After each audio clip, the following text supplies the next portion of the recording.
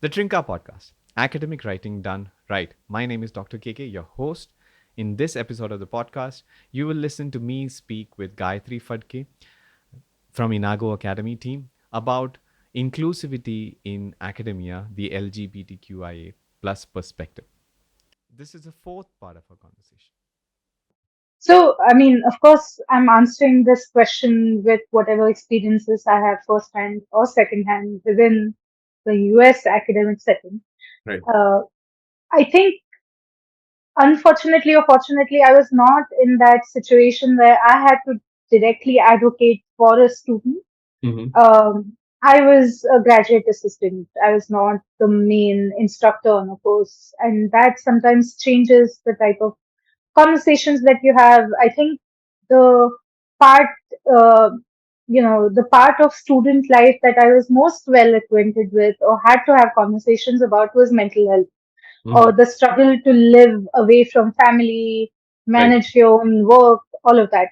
I didn't really have specific conversations about LGBTQI plus community issues with my students, but I was also an observer to some of the interactions that took place. I Mm-hmm. think one of the things that I always thought was that in academia, there's this mindset of stay in your lane, do Mm-hmm. what you know, what your expertise is, which as part of the science community is whatever research you're doing, right?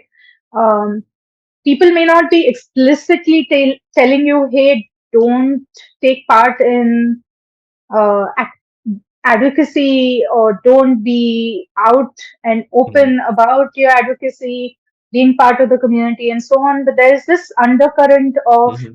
why should you focus on your advocacy, focus on your research more, right? At the expense of advocacy. I think that's the mindset we need to sort of Change. shift away from very cognizantly, that who you are as a person also shapes the way you do research. I Right. know of people who went from being a science graduate to working on educational research because Mm-hmm. one of my friends worked on this really interesting piece of research about perfectionism, right? um, a huge problem in academia, but it can shape how you think. um, the components, the pieces of you that influence you the most can bring about better ideas, more inclusive conversations, um, Mm-hmm. give a different niche and unique perspective to your research. So I think we need to really stop that mindset of stay in your lane, do the research, forget about everything else, that aspect of it. I mean, it speaks to one of the Nobel laureates' experience and journey through the academia this year. Um, Separate conversation though. Right. Right. Uh, and I think part of the second part of it, sorry to cut you off, the second part of it is how you open you are as an ally or as Mm-hmm. part of the community as you grow up the ladder, Yep. right? So let's say you might be a very active member of the community or be an active ally in your student career, but as you transition to becoming a professor, a leader, there are several pieces of research on this, that Mm-hmm. the representation goes down drastically, Right. right? And there is a reason for it, because the tenure track system is so heavily focused on your research output only, that they are not so concerned about what value you Right. add in creating an environment of that is welcoming, that is inclusive. How are you contributing to social aspects of the academia? No one is focused on that. That's one Very, part of it. very pertinent point. In fact, the social impact of your research, Yeah, I think, yeah, and that has to be, one is talking about research, I think one cannot limit themselves to the current absolutely. research output like a manuscript Yeah, you're also contributing to a community. You're within a community, and yeah, hence from that point of view, that those contributions need to be factored into bibliometrics, I suppose. In the, I mean, yeah, we are, because we are talking about publications right now, but that yeah, doesn't stop there. I mean, maybe some of the artificial intelligence tools, which because I've been closely following the developments, Mhm. and some of the positive ones with vis-a-vis generative AI is to identify the contributions that researchers have, and this is on the basis of their published research or things that they published related to the research. But that also, how does that impact, let's say, the economy or the policy of Yeah, the country that they, let's say, practice their research absolutely. in, and or the rest of the world? And so from that point of view, I think we are moving, and that's how technology will make space, as in we have to make space for the technology to make space for us. It's sort of, Yeah, that's sort of a rounded argument. And so that what you mentioned, that's a very pertinent point in terms of the responsibility of let's say a higher level academician to step out of their lanes, I would say, or and to be responsible for changing things, the working environments and the social I guess cultural environment of the institutions that they work in. It is something that we need to talk more about, and this yeah. conversation hopefully is a start to that. Two other things before I think we have to eventually end this conversation somehow, right? And we don't have beverages with us, right, Gayatri? We've been talking about Yes. having beverages that accompany such conversations, but we don't have it right now with us. So two things I wanted to say. One is that I was a specialist, and going like fast tracking, snowballing into super specialization, and being Mhm. having the narrowest of myopic knowledge regarding the tiniest fragment of orthopedic surgery. This is the way I was heading. And at some point in time during that path, I decided that that's probably a limited way of looking at the world. And Yeah, I needed to sort of do other things as well, at least to keep up with things that are happening. And so basically, I'm arguing for the generalist versus specialist argument, right? yeah, And I believe that research, because it's going interdisciplinary, it is also sort of embracing both generalism and super specialization or specialism. And as researchers and people like us in the field of academia and academic publication space, we have to advocate for generalism as well. So people who are, let's say, working on nanotechnology need to also be aware of the social sciences impact of let's say yeah, LGBTQI activism or ethnicity, or whatever that might be, whatever that yeah. works into making things better for the entire community, academia at large, maybe at the world, the globe at large. Maybe you can think about that. And the second point, which is probably my last point, is that you mentioned perfectionism, and I'm guilty. I'm probably the most guilty to that. Even now, I excruciatingly punish myself for making the mistakes that I make in whatever little thing that I'm doing, including the music that I write. And so it is a difficult thing for Yeah, people like me and people like you, and because we are science minded people, evidence minded people, so we seek for our own evidences of our flaws and everything. And so perfectionism is a problem. And another thing that we should probably talk about, because that eventually contributes to negatively contributes to mental health, and hopefully we can talk more about this in future conversations on the Enago yeah, Academy podcast. And the last little bow that I want to sort of tie is that perfectionism is a very relevant context in the form of artificial intelligence, because these tools are not smart. No matter what yes, you might think they are not really smart. They are not intelligent or sentient, if you want to go that way.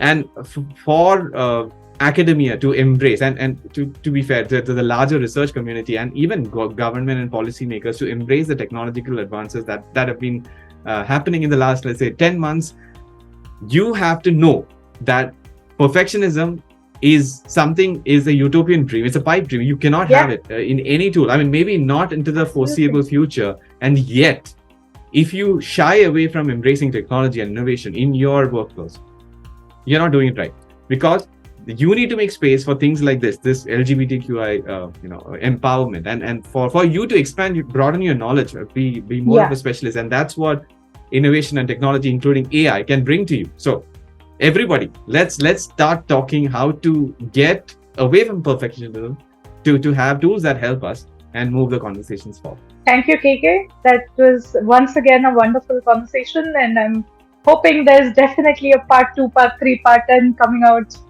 in the future.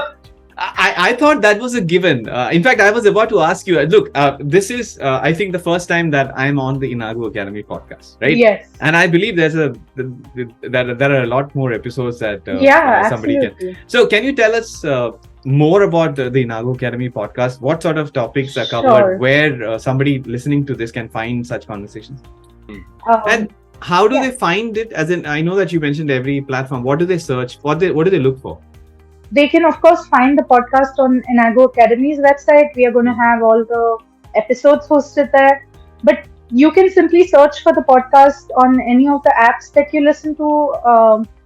The name would be Research and Beyond. So simply find us there, and you would get access to all the episodes, not just this one, but the previous ones and the future ones.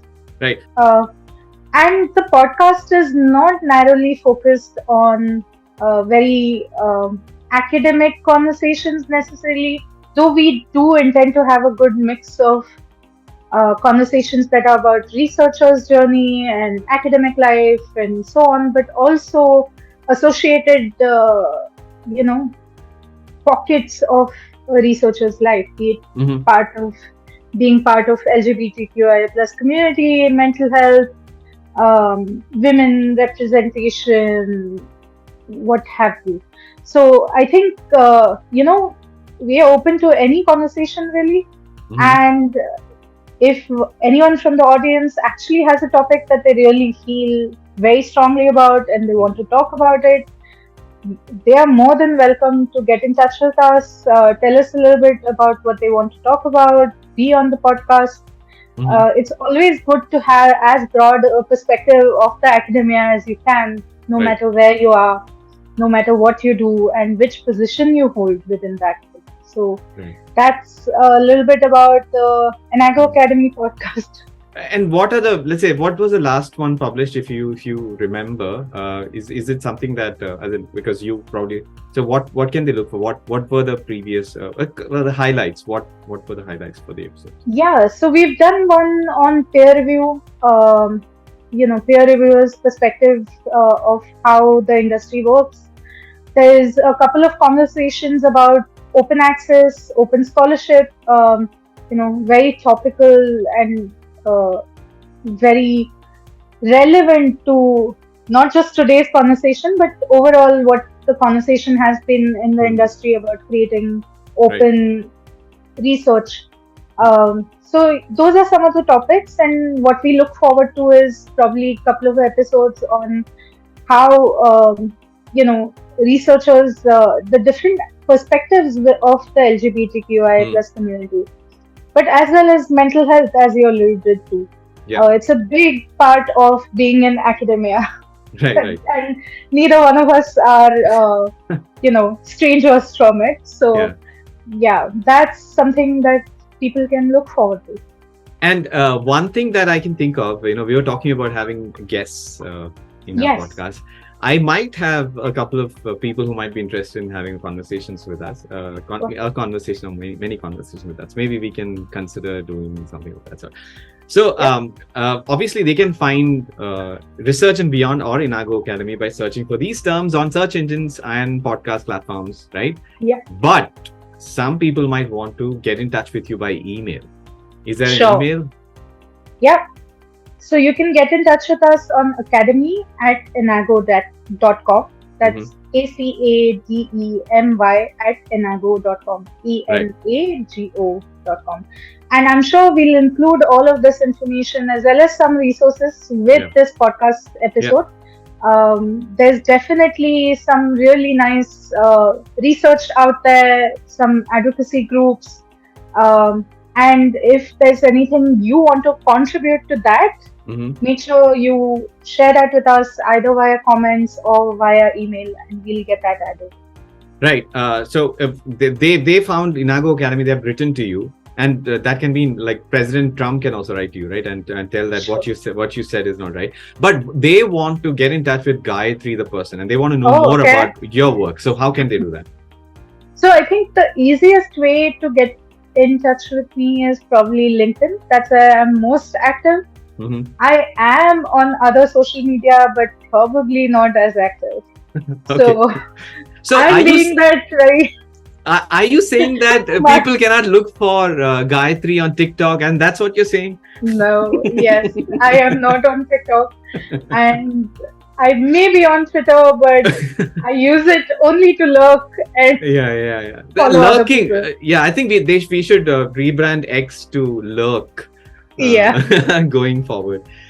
Okay, so I think that brings to the end of. Actually, KK, that reminds me. How can people find you? People can find me on I guess social media, just like how you said. I was active on everything, not on TikTok, because I have to get I'm a musician, and I'm hoping to release some of my content soon on Spotify and Apple Music and all of that. That's still a ways away, but the point is that academic type stuff that I let's say talk about primarily on LinkedIn, and you can just simply search my long name, which maybe you can find it in the show description.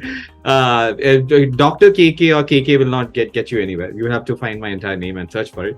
But you will see what I'm passionate about on, let's say, LinkedIn, and also on Twitter, where I consider, like, apart from lurking, I occasionally participate in community initiatives. There's a walking initiative called the Walkers Oh, Project or something like that. I'm big into cycling and environmentally friendly, conscious, let's say, commuter options and everything. So things like that, and maybe things about same-sex marriage equality in India on X/Twitter. I used to be active on all the other platforms, but I'm not yet. So that's pretty much where you can find me. But you can find me talking about language technology. I did a sort of a sort of video essay on generative AI and the ethical considerations a few episodes ago. The last one was about term pairs, as in academia and especially in manuscript writing, you need to know what you're talking about, what words you're using, etc. So some confusing term pairs that I did a short video on, and several episodes on with interviews and conversations, including one our supervisor, Dr. Anupama Kapadia.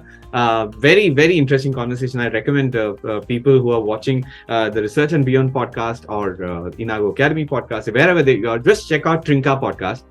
Just search for Trinka Podcast, and the same thing applies to social media. We are, I believe, available on even TikTok, if I'm not mistaken, but on definitely on Instagram, LinkedIn, Facebook, Twitter. I think WeChat and Weibo for the Chinese audience. I personally do not have account because we cannot. In India, it's difficult to have a WeChat account.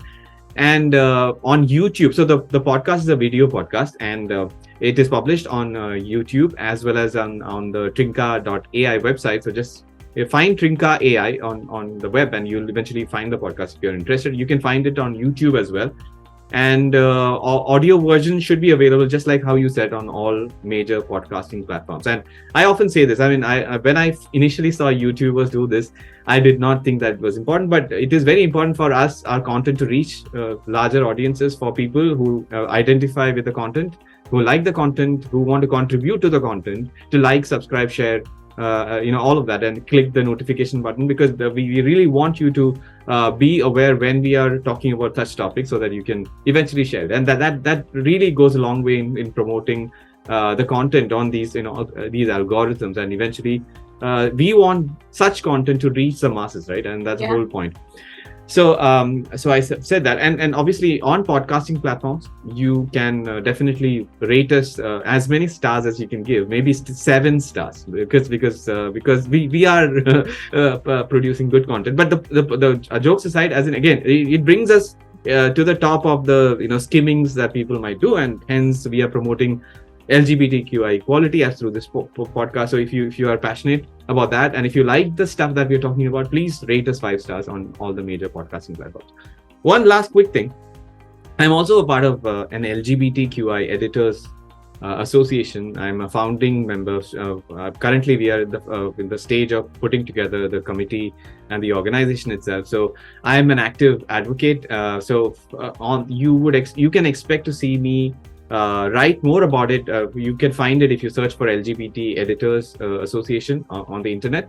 And I hope to publish more of my academia related articles, including LGBTQI inclusivity, through that organization as well as through my own content.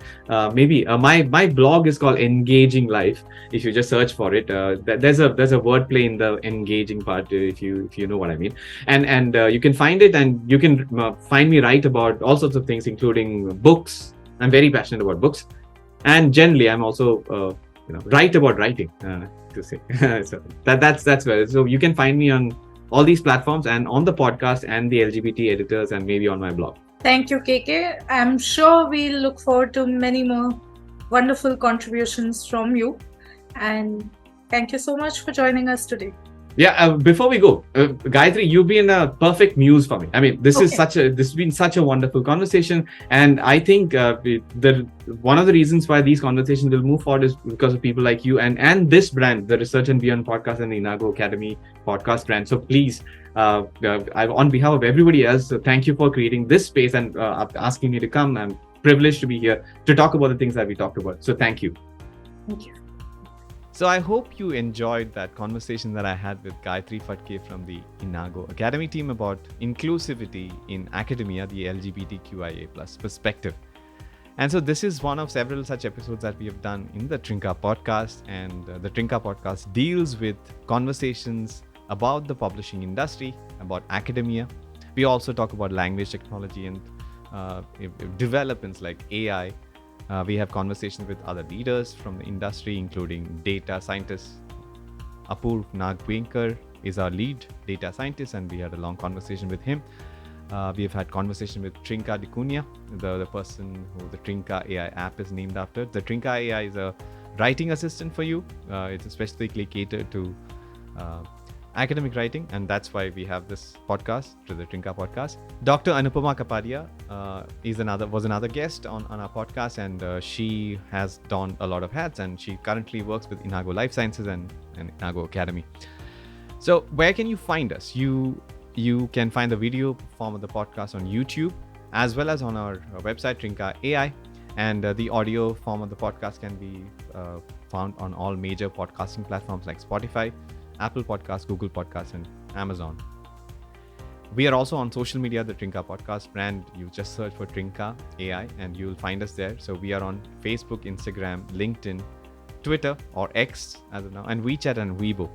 So just search for us and drop us a note if you like the content. We'd love to hear from you. If you want to write to us by email, write to us at podcast@trinka.ai, and I promise you that I'll go through each and every email and respond to you. If you like the content, if you like what we talk about, please subscribe to our channel on YouTube and share the content with your friends, family, and colleagues, so that such interesting conversation about, for example, the LGBTQIA plus aspects in academia reach the people who need to listen to such conversation, and it'll help things change. And that's the whole idea of why we have such conversations. And again, on the podcasting platforms, please rate us 5 stars so that the algorithms can push us up. And if you have any suggestions on future topics, please write to us on through any means, I guess on social media or by email or on YouTube comment threads. So once again, on behalf of the entire wonderful team that supports me in creating such content, this is Dr. KK signing off for the Trinka Podcast, academic writing done right. I'll see you in the next one.